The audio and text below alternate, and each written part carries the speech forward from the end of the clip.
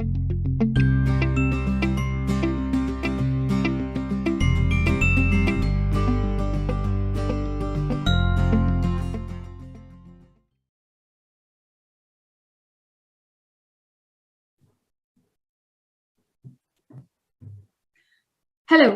and welcome to the latest episode of special interview series dedicated to women architects and designers by Asia and Services Reporter magazine. Today, we have architect Takbir Fatima, principal, DesignAware from Telangana.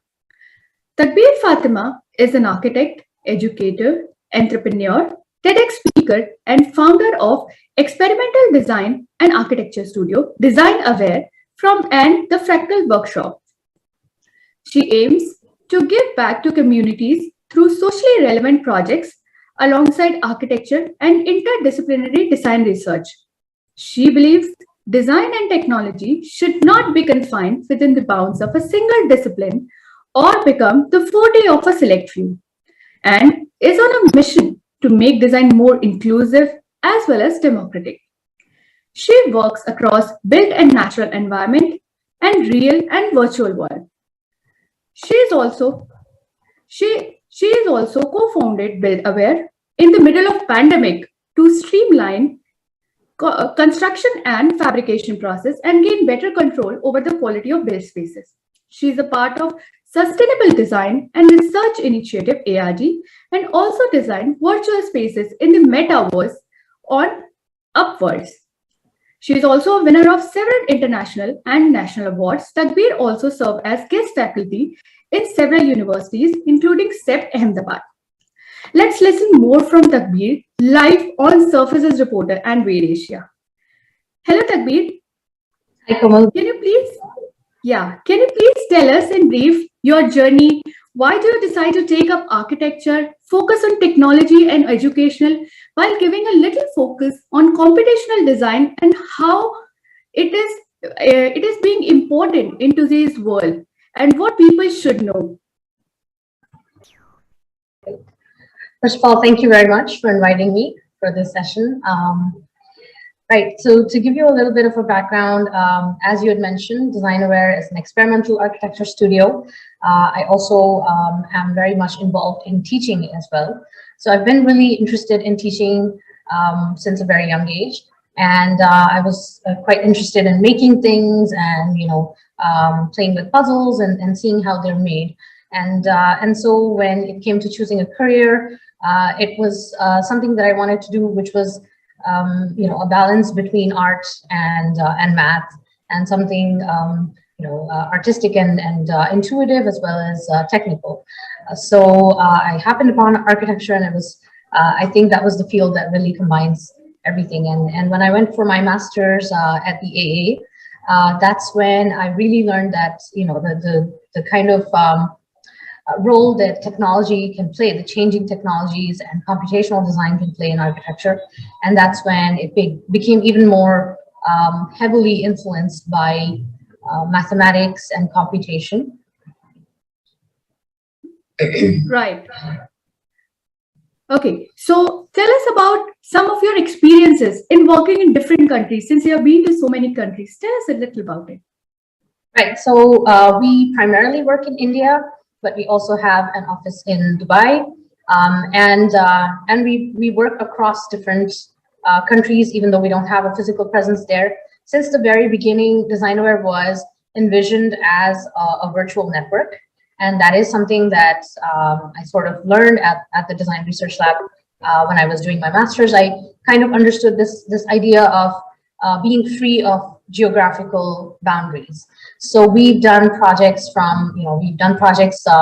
in Saudi Arabia, in London, in many different places, and in the US as well. And we have members of our team who are in different places as well. And yes, there are differences in culture and the way that we work, but I think architects and designers are very much, they're bound by certain things that are common everywhere. So that sort of keeps us, makes it easy for us to work with. But yeah, there's a challenge working across time zones and different cultures and different ways of dealing with things, because in India, we have the concept of jugaad, where where we don't have everything that is standardized. Everything is really informal, and it's so easy to make things happen here, which it has its pros and cons. And in other places, that's not always the case. It's very standardized. So it's quite different working across different cultures of work. Wow, wow. You describe very well about, working cross culture and how things can be, universal instead of working regionally. So tell us about a project that is close to your heart and why. So I think people who know me and who know DesignAware, they know about our project Hilltop School. We informally call it Hilltop School. It's actually named Bright Horizon Academy. It's a charity school which is located in the heart of the Golconda Fort. So it's inside the heritage precinct, as well as being on top of a mountain. So it was built on the side of a cliff. So this is one of the first projects that was built as DesignAware, as I started to practice independently. And this is a project that's always been really close to my heart. I'm still very much involved on the board, and it combines a lot of things that are really that are really, I think, relevant and very important to me. One being, response to the environment, the existing environment, and how do you deal with it in a sensitive way, sensitivity to the context, the heritage, architecture of Hyderabad, as well as education and giving back to the community and social responsibility. Right. Wow. Takbir, you talk about being an educator, right? You are very much a part of SEPT as well, right? So tell us about some of your best experiences as an educator and your future goals. Right.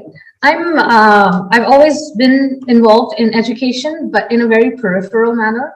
I've never been truly, involved or a part of any institute, and until recently. And this has been, I think, this has been a positive experience for me, because what I can do from the outside is much bigger, create a bigger impact, and I can challenge the existing norms and the existing ways of doing things, or the way that we teach. I carry a lot of that from my own education, undergraduate education, where I felt that there was a lot of change needed. And so for a long time, I created the Fractals Workshop about 10 years ago. And I've been teaching that in many different institutes all over India and all over the world, trying to create change from the outside. The last couple of years, I've been involved with SEPT University and also the Boston Architectural College, and a few other institutes and colleges in different places.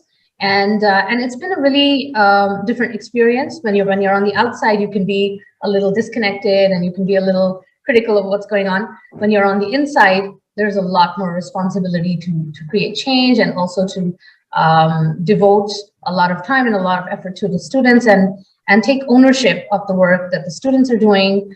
And that's, I think, so far has been quite a positive experience for me, because I'm able to, for me personally, I'm able to bring something from practice into teaching, and vice versa. So not only do I teach in different colleges, and they're different, very different programs as well. So in the Boston Architectural College, I teach a course, or I teach it along with my other colleagues. It's called Making and Modeling, and it's a very sort of really interesting course, in that it involves a lot of different tools and technologies that you can use for modeling as well as fabrication. And at SEPT, I'm a guide for the directed research project, which is really, more design research oriented and more design oriented. And I'm working with 3 very brilliant students. And so it's more of a one-on-one kind of connection. Along with that, there are also self-initiated programs and courses that I've created. One being the Fractals Workshop, which I teach online as well as in person, as well as a new program that we started called Studio to Site, where we take students as well as young professionals from design, architecture, and engineering backgrounds to our live sites. And we sort of expose them to the atmosphere of the site, and they learn hands-on, which is something that I felt was really missing in my education. So we're trying to make up for every time, I feel that something was missing when I was a student, when I was a young professional. I try to create those opportunities using, of course, I can't do it myself. So it has to be a whole network of individuals and experts who are good at that and who can help. Right. Very, very interesting. Very interesting. So what is your message for your peers and young architects and designers? What you would like to tell them? I think it's really important to not, people who are, especially people who are looking to start their own firm, and also those who are teaching. I think it's really important not to wait until the right conditions are created or you have the right environment and the right support. You have to get started and then things will fall into place later on. So there's never going to be the ideal time or the perfect set of conditions. So you just have to just jump in and then learn to swim. Right. And what are your upcoming projects and any workshops? You spoke about so many, teaching courses that you're doing. So any new and upcoming projects that you would like to working on? Right. So we're working on a few different, exciting projects. Some of them are for clients, but some of them are also self-initiated. We're working on a few competitions as well. And one of our projects is under construction, where we've taken up, as you mentioned, we started something called BuildAware, which is a partner to our design initiative. So we wanted to gain better control over the execution process.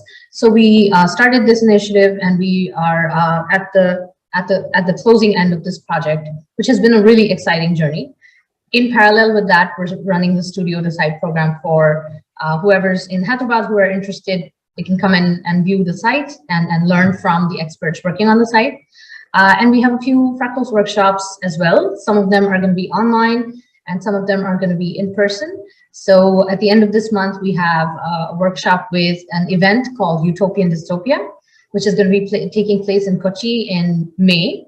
So leading up to that event, we're going to do a series of workshops, and then we're going to be putting all of that work together, because we also create virtual reality environments. So it's going to be an immersive experience that we're going to put together. All of the students' work from the workshop is going to be compiled or curated into one space, a virtual space, and then displayed at this event, Utopian Dystopia. And that's something that we're really excited about, because it's more like a collectively authored space rather than a single designer creating something. It's created by many different authors, many different minds coming together. Wow, collective spaces, beautiful work that you're mentioning. So your message, since you are a woman in architecture and design, so what is your message as a woman in architecture and design? I think it's important to note, the differences and the way that you're being treated. This is something that I had not, before I was really oblivious to. I used to get this question a lot. What is different as a woman? How would I know? Because I've never been a man, so I don't know what's different. But it's important to be observant and see if you're getting the same kind of treatment, the same kind of professionalism and equity that your other peers are getting. And it's important to ask for it. I think as women, we have to be a little more assertive, because we're not handed things on a platter. So that's something that we need to ask for. And also, the most important thing is to build a network of other female professionals, from the same field or other fields. But it's really important to have this network. That's when you get to know that other women are facing the same problems, and how did they deal with those, and how did they come up with those, and especially having women mentors who can guide you and who've been through it all, and then they can tell you how to best get through certain things. Right. So you might have been knowing that the BuildAware is the kind of platform that is actually connecting women to women, providing them with mentors and everything, so that they can start working, they guide each other, things like that. So what is your message for BuildAware and Surfaces Motor magazine?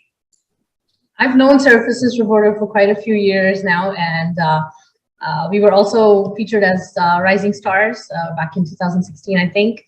Myself and my sister, who's also the lead interior designer, Abir at DesignAware. So we've been involved with Wade as well, and we find it really, I think that's something that is a really great initiative that is really targeted at bringing together women and sort of you know, sometimes we tend to get lost in the many or multiple identities that we have.